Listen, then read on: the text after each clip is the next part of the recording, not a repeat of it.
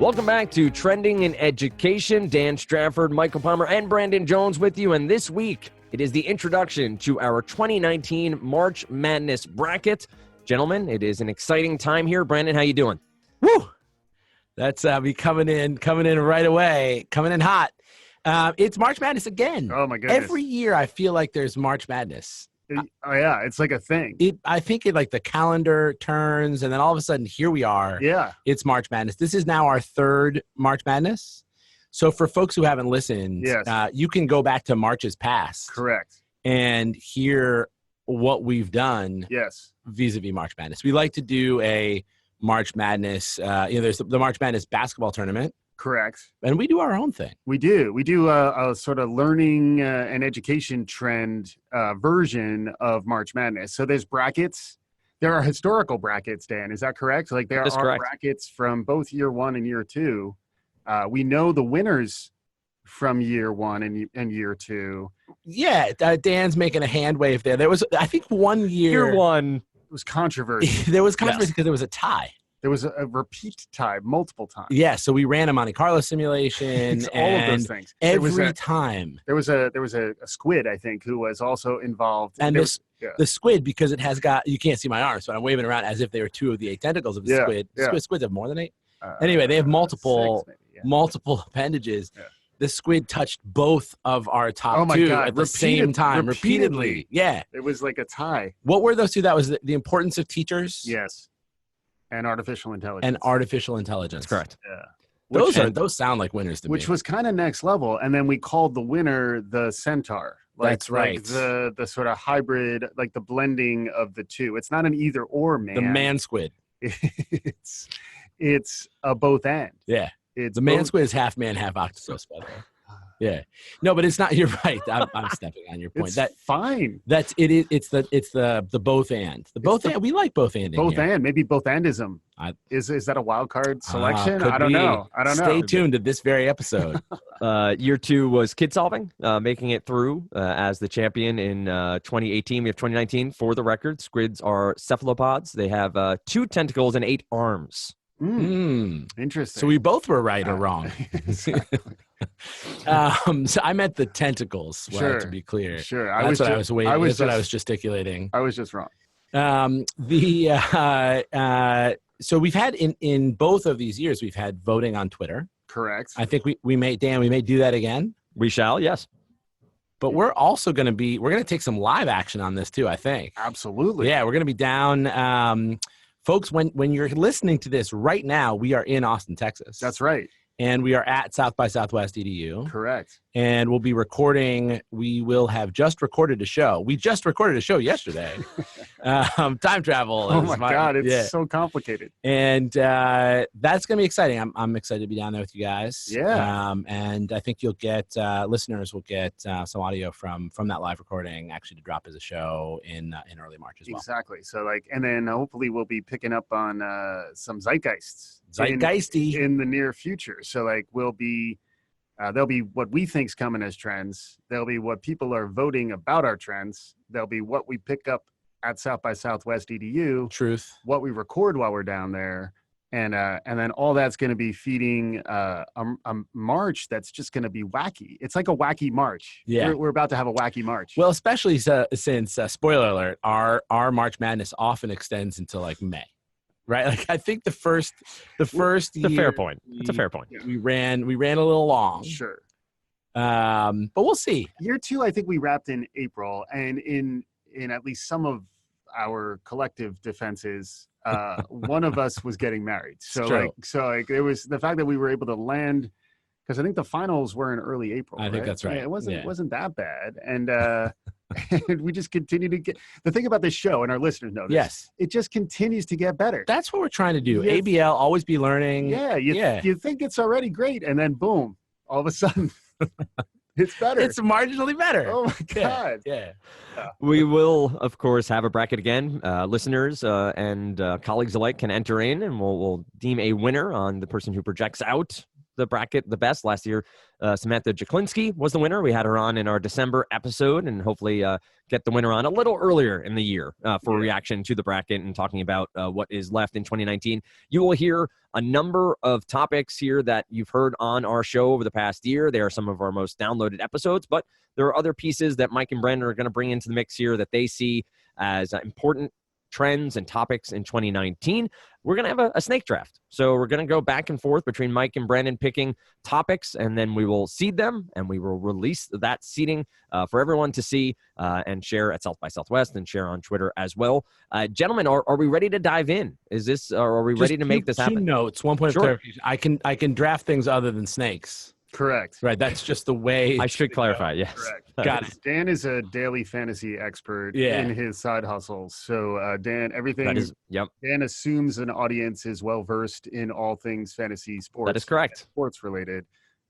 As a diverse and inclusive podcast, we want to understand that there are people out there who may not understand what a snake draft is. That's a great point. It's basically a 1, 2, 2, 2, 2, 2, and then finishing with 1. Right. Yeah, I think that's right. The little rattler at the end. Yeah. Exactly. And second, you mentioned this, Dan, but a lot of the source material for what we're putting into our top draft picks, correct, for the bracket are based on our most listened to shows. You just said this, but I want to say this again. If folks want to check out, we've got hundreds literally now, or 100 and more of these episodes. So go and check them out. If there's things that you find that are interesting, we've probably recorded a show on it. That's how this is working. Yeah. So check it out. And I think the related point is, like, if we haven't gone in depth on some of these topics, you could expect them to be topics in the future too. So I predict that there will be upcoming shows where we cover topics that we were talking about in our March Madness selection show. I basically can't. I feel confident about that prediction. We are on episode 134 here. So yes, 100 plus episodes plus our catalog of extras and the Citadel, which will be returning to the Trending in Education airwaves in the not too distant future, as of course Game of Thrones is back in April. So we will get to that over March as well. Mike talked about the Wacky March. That will be coming your way as well. But I'm ready for this draft. I'm pumped. I'm excited.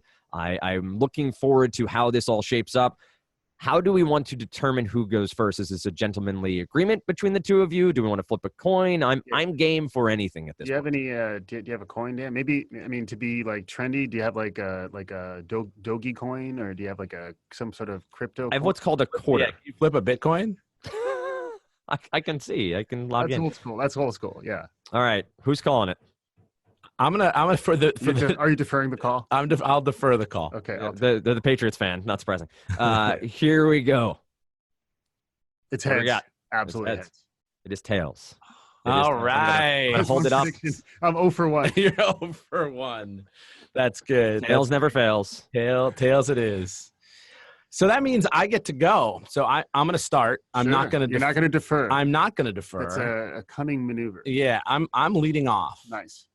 My first draft. So this is there are going to be 16 in the bracket. Correct. You need a number that's going to work. Right. 16 is one of those. The 64 team bracket for the NCAA tournament. That's just 4 16 team brackets. As of now, we're not planning to have any play-in components to. Although, we'll see. It's like I said, we're subject to mild rules revisions before the official launch, which will be next to the official committee will take it under advisement.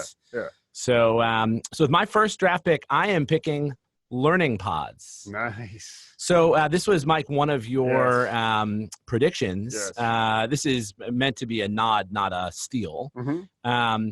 And the idea, you can add more to this, but the idea is audio as a learning vehicle. Mm-hmm. That there's going to be in a more material way than there has been. Audio as a medium for learning is going to pop in 2019. Yes. And I think you're right. And I hope the listeners feel this way too, by virtue of them listening to this very pod. Right. And learning. Listen and learn. Right. I like listen, laugh, and learn. That's personally, I like to let's add a little laugh in the middle. We try. I mean, right? You either you're laughing or we're not trying. So one of those two things is happening. But yeah, that is my first pick.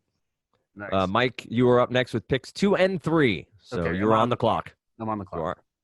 Okay, just to begin though, Brandon, I want to say that was a nice beginning, and by choosing to pick first, you also do get the Rattler pick in our snake draft. It's true. So well done. That was clever. I like that you went. You're sort of flexible in your selections. You're not saying you gotta do all home cooking. No. Yeah. Sometimes I thought that was a good one. I have my draft board. I'm picking the best athlete available at the time. Yeah, the combine and whatnot. So okay, so I got 2.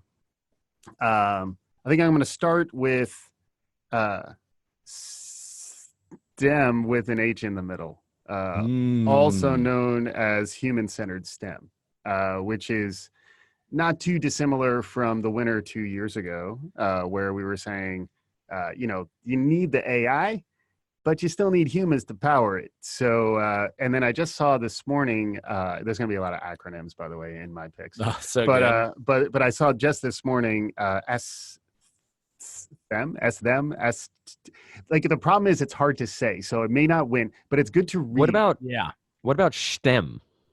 No, you want that H in the middle though. I like STEM. The humans in the middle okay. of the whole milieu. And then also, I think it's also a nod to the humanities as well. So like it's saying you can't only have STEM, you also need other sort of inputs, whether it's ethics or critical thinking or just some kind of like liberal arts background. So that's my first pick is human-centered STEM. And my second pick, I'll just stick with what I went with last week. I'll say the whole teacher movement. So the idea that, the teacher, sort of building on the same theme, the teacher is really the center of any sort of educational change that we're going to be driving in the next year. And I think there's an increased awareness of supporting the teacher, not just in terms of lesson planning or, sort of the cognitive aspects of their experience as a teacher, but also rounding them out and making sure that we're providing all the support that they need to be great in the classroom. So we talked to Brewer Saxberg and Glenn Whitman back in December. Chan Zuckerberg's been very focused on the whole child initiative, and NeuroTeach is what Glenn was talking about, which was really interesting. Like how do we think about the neuroscience behind a whole student orientation? I think there's a lot of opportunity to both build on that and then also extend the focus to not just the student, but the other humans in the classroom. Probably the most central would be the teacher. All right, 2 picks in. We are in the second round. Brandon, you have your second pick. You're on the clock. All right. I like both of those. Those are on my draft board. So you sneaked in there, Palmer. So we got more to go. So I'm going to pick, so this is, I guess, pick 4. And for my 4th pick, I will pick one of my home-cooked predictions of Education 2020. So this was as we sort of ramp up to a presidential election in 2020. In 2019, education is going to be put on the ballot. Mm-hmm. So I mentioned a few things. We talked about this in a prediction show last time around sort of a referendum on charter schools and labor. Betsy DeVos. Another one I didn't mention, but I think is maybe even higher profile than all of those is the free college for everyone, which is actually there are a bunch of candidates who have that as part of their platform, but there's a pretty divide even on the left around whether that's a good or not good thing. I think this is going to be a thing that trends in 2019, as evidenced by including it as my predictions for trends in 2019. Yeah. So I'll say again, I'm not super optimistic that that's going to turn into policy or any sort of material reform, but it's going to be in the zeitgeist. Yeah. By virtue of the fact that it's in the conversation. So and 2020 as a number is a lot of fun. So like 2019, no offense. Yeah. Like who cares? Yeah. A little bit. 2020, it's round. It's the same number twice. It's vision. It's Vision 2020. Right. Why is no one adopting Vision 2020 already? I think you got to get out there. Yeah, we're trying. My 5th pick is going to be Vision 2020. Vision 20. It's good. I'm digging that. Yeah. I like that. Yeah. I like that. All right. So for the fifth pick, I'm going to take, I think, what we're calling interactive everything. Yes. The sort of basis for this was we did an episode back in January on Bandersnatch. Yes. That's the Netflix interactive media experience. Mm-hmm. We talked in that show about how interactivity has always been a hallmark of digital education. So that's not itself new. But I think as more media like Bandersnatch becomes interactive, that's going to open up new forms of learning capabilities as well. So when you're starting to bring that choice and that sort of expecting your audience to be leaned into your experience, when you're bringing that even into just a traditional media experience, what's often a leaned back experience, there's education in that moment. There's things we can learn from the choices that people make. So I don't actually know that literally everything, like I'm pretty good with the word literal. I'm not sure that literally everything is going to be interactive, but I do think that this is, there's going to be more that is. Mm-hmm. And I think that was, that example was an interesting one. Yeah. I'd love both of those, darn it. But yeah, I mean, especially like the second one, I think is interesting also in that, like, if you want to seem clever or smart at a cocktail party or at an office gathering or a networking event, or say like a conference you're at, somebody may mention something and you'll say, interesting. Have you thought about the interactivity that may be able to be integrated into that? And then they'll be like, wow, it's, that was kind of like a next level idea That's that you perfect. had there. So so part of why I listen to I do, just to be clear, I am one of our listeners. I listen to this show regularly. Part of why I listen is so that I can think more about what can I do to sound better next time I'm trying to sound like I know what's going on. So I think interactive, insert anything afterwards. I think, we can work on the language, but I think it's sharp. I think it's very onto something. I believe am I on the clock, Dan? You are. So we're 5 in and we're, I know the math here. Yeah. It's 11 more. All right. So just kind of building on some of the themes you were just talking about, Brandon, again, is working language, so bear with us. I'm going to go with edifying edutainment, where like the idea that what we learn can actually be entertaining. And that's hopefully thematically something you'll pick up on in our show. It also allows us to use as source material, not just, great new books and great new learning education that's coming out of the academic sort of universe that we're in. I think it's also tapping into the entertainment universe that is arguably further ahead than the educational one. So like, are there ways that we can kind of surf that wave a little bit to be more engaging, more relevant, more entertaining? And I would expect more crossover hits where content, like for example, I just watched Kevin Hart's Black History Month special on Netflix, which I found entertaining, but I also learned some Black history in the process. I think that's a trend that's going to increase. And I think, when we're at our best, I think we're actually contributing to that trend, both in terms of bringing in outside edutainment that we think is great, and also hopefully providing a little bit of it. So that's the first one. And, if it's interactive, even better. Yeah. Right? I'm imagining being at that cocktail party where you just say, imagine the interactivity integrated into that. Wow. Yeah. Yeah. And then my second choice, I think I'm going to go with Saber mindfulness. This I was sort of wasn't as punchy a concept last time because I was talking about the importance of mindfulness. I think I was calling it mindful learning, but I think it's almost like a quantified orientation towards your mindfulness. So I think this will build on the themes we're hearing around, like monitoring your screen time, trying to be smart about sleep, smart about all those different types of things. Yeah, I think one of our early shows, we talked about the quantified self And I think this theme, I'm going to keep predicting it until it comes true. It's good. So I think that's my second. I got a feeling what's going to happen like a year from now. I can. You have a prediction. I can see the future. That's good though. I like it's trends imitating predictions. Yeah. Right. Like that's hopefully you can not just be a trend spotter, but an influencer. Yeah. Well, it's also, I mean, again, Rohit Bhargava, shout out to Rohit, who's kind of carved out the non-obvious company space as like a really great place to get trend ideas. And I think a lot of what we do maybe has been somewhat inspired by his work, and be great to get his take on what we got going on here.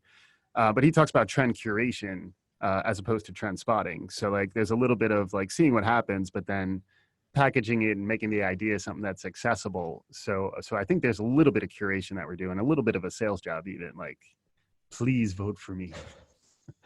We are through 3.5 rounds. Brandon, you have 3 picks on the board. I have 3 picks that you've made thus far. Oh, on the board. Yeah, we're almost at the halfway mark. Yeah, yes, sir. So coming around the turn. So you have your 4th and 5th pick. Hustled you off the clock, though. That was good. It's like the Oscars. Yeah. The music is starting. Cut my mic. All right, so I'll go. I'll go quickly through these. I think for my next pick, I'm going to take generations and workforce readiness. Mm-hmm. So that was I think that we had a working title of intergenerationality. Yes. Yeah, which that's got there's a lot of components in that compound word. I got more if we want to go there, but yeah. That's pretty good. Yeah. Well, you can when you're on the clock. Right.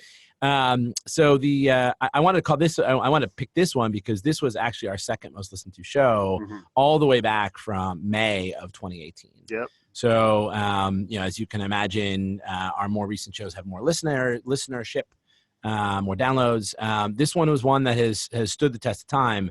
And I do think this is something that should be competitive in this bracket in 2019. So the idea of different generations having different needs for the workforce, and how increasingly so with more recent generations, that workforce readiness is an always on thing. So, we've talked a couple of times, not in this is with Tarlin Ray from our sister company, Kaplan Labs. Not in that episode, we've talked about how careers are going to be, you may have 6 different careers in your career in the future. I think that the fact that different folks need different things is interesting to think about. I also there's the counter to that, which I'll stop before I wax too long about this. But I mean we've both resisted the overgeneralization around any. Not all X are Y, and I think that's an important note too. But generations and workforce readiness. And then I'm going to pick the Gartner hype cycle. Nice. So, here's the thing. I think the hype cycle itself is pretty hyped. I mean, the hype cycle is still, I think it's still on the tick, tick, tick, tick, roller coaster climb towards the peak of inflated expectations. Yeah. So no trough in sight for you, Gartner hype cycle. It's something we like to talk about on the show. Yeah. Something listeners like to listen to or at least downloaded. So our 2018 show was from August of 2018. There will be a 2019 show. I think this is one that also should be competitive in this year's bracket. Nice. Very good. We are through 4.5 rounds. Mike, you have humanity-centered STEM, whole teacher movement, edifying edutainment, Saber mindfulness thus far. Who's up next for you? Yeah. So one quick follow-up point there. The intergenerationality, at least the way I was thinking about it, was also the importance of mixing generations. So the idea that generations should be so there's a bit of a nod to kid solving in it, but it's also in all directions. It's the idea that anyway, I'm not going to pick it separately because I think you're in that lane. I have picked it. You're in that lane. Yeah. So that makes sense. And actually, a lot of these themes I think are pretty similar. So I'm going to try to tease out some stuff that maybe we haven't talked as much about. So I'm going to say nerd power. Is something to embrace in the coming year. And, we had a great show with KS Wiswell. Love to get her back, Full Frontal Nerdity. But the idea of just kind of embracing, this is kind of a longer term theme, but I think we're going to see it more front and center. That like, you almost want to embrace your inner nerd and not be ashamed. Like let your nerd flag fly. And I'll stop riffing on this, but there's a lot of different directions you can go with that. And then the other theme, the other one I wanted to hit was JOMO, which is the joy of missing out. So interestingly, it's one of those things I thought I coined it, and then I saw other references to JOMO. So who knows? Like we're all participating in the zeitgeist, absolutely, as it were. But I saw Susan Cain, who I do follow, who wrote Quiet, and she's a big advocate for introverts as part of really like effective life that you need to embrace that aspect of humans. So I think JOMO is almost speaking to that audience a bit, and speaking to me a little bit too, where like sometimes you don't want to engage in the crazy madcap rush to keep up with everybody, and rather than the fear of missing out, you can say, you know what, I'm choosing to miss out, and I'm going to enjoy that choice. So I think that's an important thing to really incorporate into any sort of learning or education that you do. Like people need to intentionally choose to be where you are, and if that learning is probably not as cool as some other things you could be doing, let's get people to embrace what they're choosing not to do and get a little JOMO going. I did like, if you'll permit me, I did like pre-show. We were talking about you can sort of manufacture JOMO even if you haven't been invited. Correct. To the thing that you're missing out on. Oh, so absolutely, there's plenty to work on in this concept. Yeah. So I think it's not only that. I do think that like the choice to not engage, I think is right on, and that's like that is a trend. So that was on my big board. Ooh.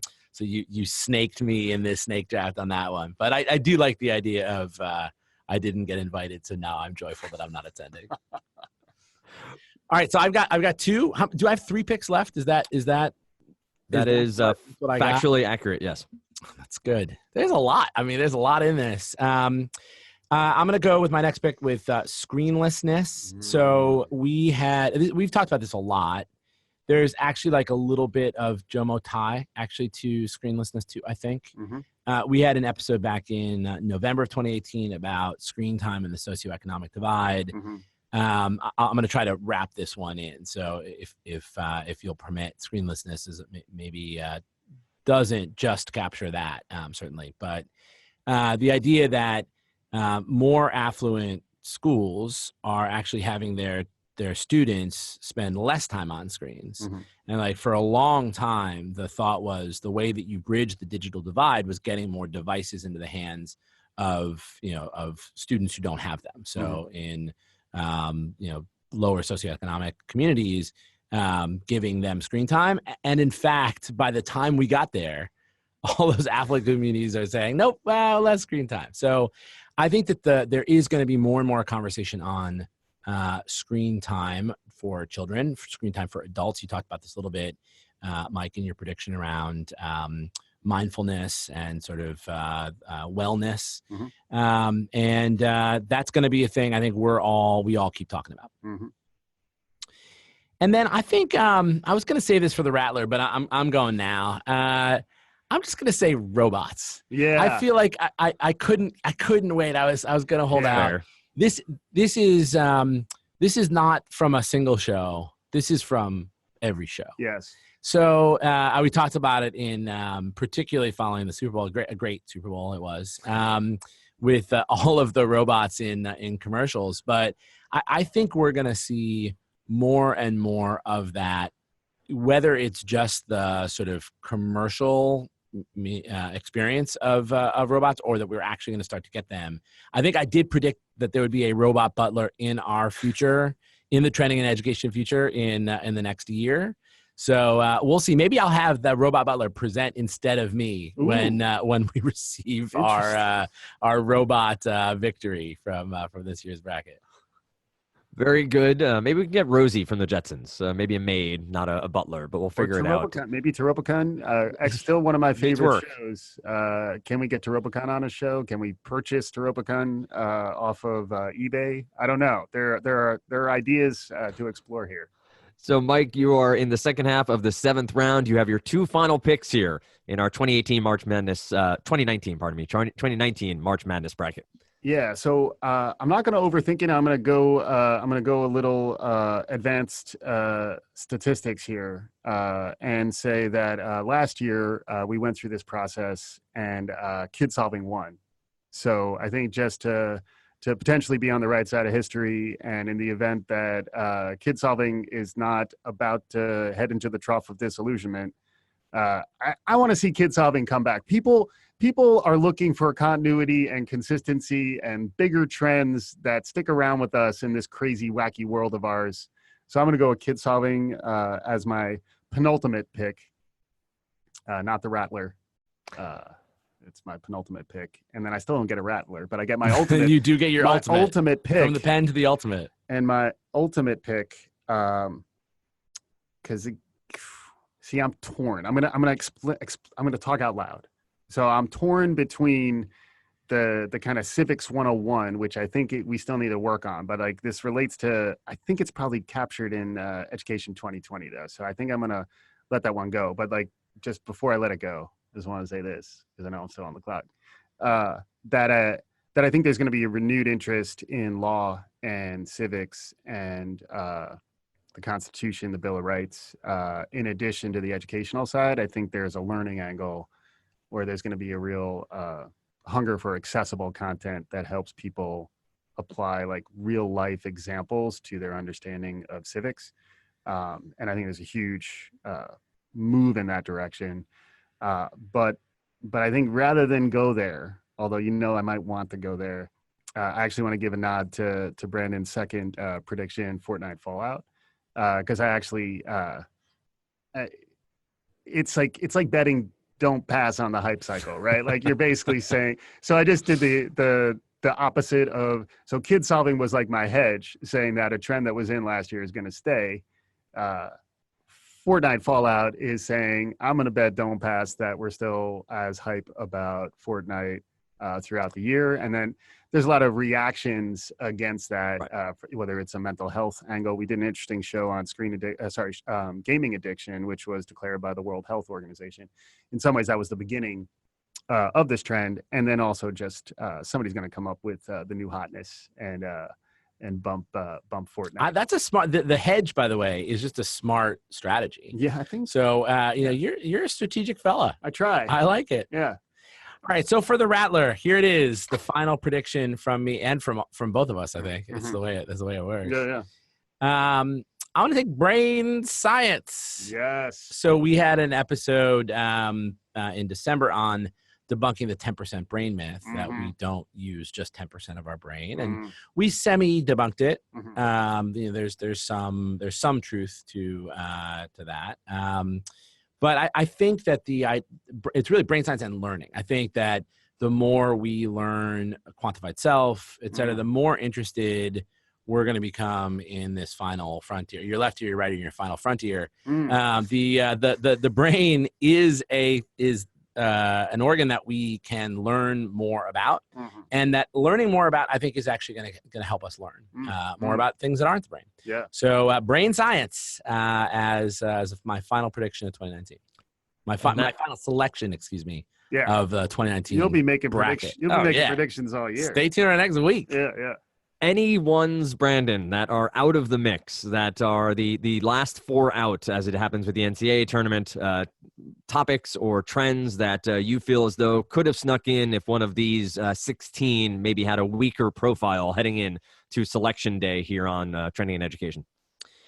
Yeah, I mean, I think the Civics 101, I agree with Mike. I also was thinking about SEL. I didn't know if that was captured in the H of the STEM, but actually calling SEL out when we're at South by Southwest today, we're going to be talking a lot about SEL. That's one of the things that's super popular, and I think will be a contender. I thought that was maybe already captured in Mike's choice.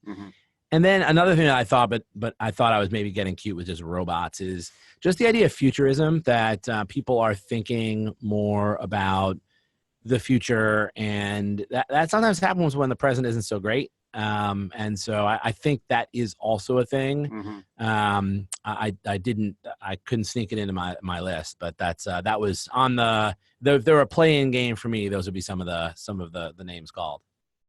Mike, you said Civics 101. Any other topics at hand here that were part of a list for you or pre-work? Yeah, totally. And just to be clear, when I initially tried to send my list to you guys this morning, and I realized that when I'm on the subway and I try to send it from my phone, it doesn't make it out. But initially, when I had STEM, human-centered STEM, I had a parenthetical following saying robots included. So I just want to be clear that there was at least one prediction that was robot centered. So maybe I'm following up, giving a heck yeah on we love us some robots and brains actually. So I think that was a nice way to round out your bracket. The theme, in addition to social, I get socio-emotional. It's so good. I'd like to. Can I just jettison all of my picks and just choose Mike Palmer? That soundbite. Yep.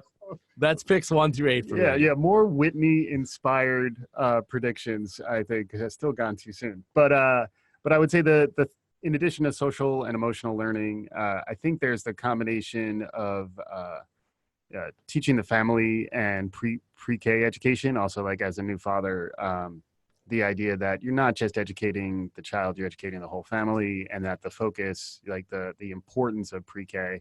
Again, getting back to the Education 2020, universal pre-K. Again, I wouldn't expect. I'm not hopping on the De Blasio campaign, but I do think universal pre-K is something that we should understand better. As part of 2020 policies. Same thing around parental leave.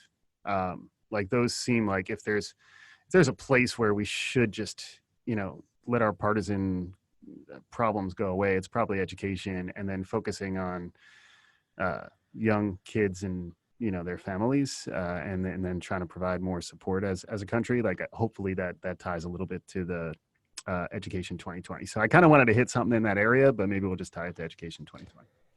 So up next is figuring out the bracket, which we will do over the next coming days. We will release it to you on Twitter. We'll also make it available to fill out a form online as well. You can submit the picks, and we'll track them as we go through. We'll do voting over on Twitter as well for which topic you think should move on. And then we will crown a winner, hopefully, by the end of March, maybe beginning of April. We'll see how the schedule works out from there. But plenty to get to here on the 16 topics and other topics that will come up over the coming month as well. As Mike said, still subject to change. Things could move around. Things could be reworded or restructured as this episode comes to a close. But thanks so much for listening. As always, to Trending in Education. You can find us at trendingineducation.com. Find us on Twitter at trendingined. Same on Facebook.